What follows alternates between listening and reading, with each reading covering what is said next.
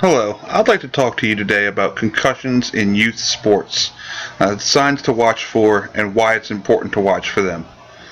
First, we're going to need to start with exactly what a concussion is. Now, a concussion is a term that's been interchangeably used for head trauma and brain injury. That's a very, very all-encompassing definition. Most often it's just a mild traumatic brain injury or a swelling of the brain caused by a blow to the head. Now, there are several warning signs for concussions. Headache, nausea, vomiting, those are the ones that everyone knows about. Oftentimes, the signs that you really need to watch for come after the fact. Forgetfulness, irritability, sudden personality changes, someone feeling slowed, sluggish. Those are all signs to watch for, and most often, if you're monitoring someone for concussion, it is someone you know.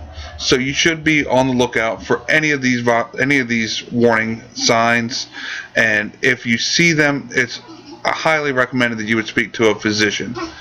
Now, more especially in kids, it's important to look for these things because kids don't necessarily know when they would be feeling these kinds of differences. Now, testing is very, very important. The young brains are more vulnerable to concussions. Between the ages of 8 and 12, a concussion could cause some future cognitive loss. The only real way to cure a concussion is to rest the cognitive function.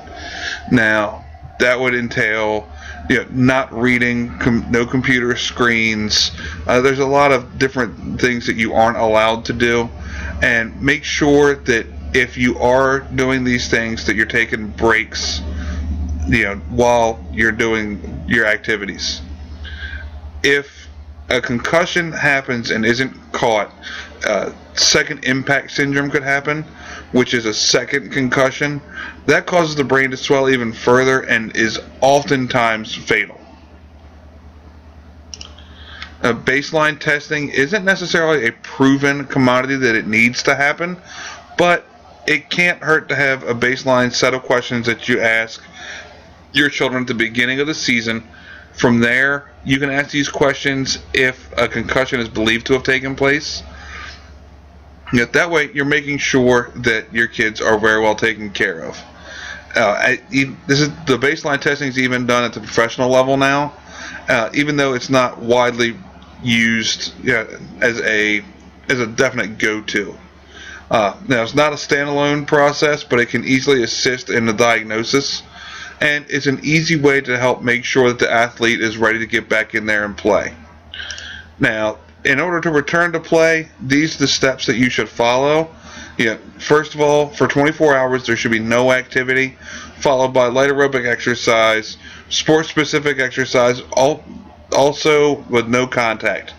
No contact training drills, full contact practice, and a return to play 6 days later. Now, you can see that each of these steps, and as noted here, are supposed to be separated by 24 hours of non-activity. That means that for a full concussion protocol, kids should follow a 6-day regimen to be sure they are prepared to go back to play. Recently, in a softball game that I was coaching, I saw this happen to a girl where if she caught a softball right off of her forehead. Now, the very first thing we did was ask her a set of baseline questions she should know the answer to, and we went from there. So, it's very, very important in all of youth sports that we do this. And I'd like to provide a list of references that I consulted while I was going over this presentation, and feel free to look them up yourselves, and please make sure your kids stay safe out there.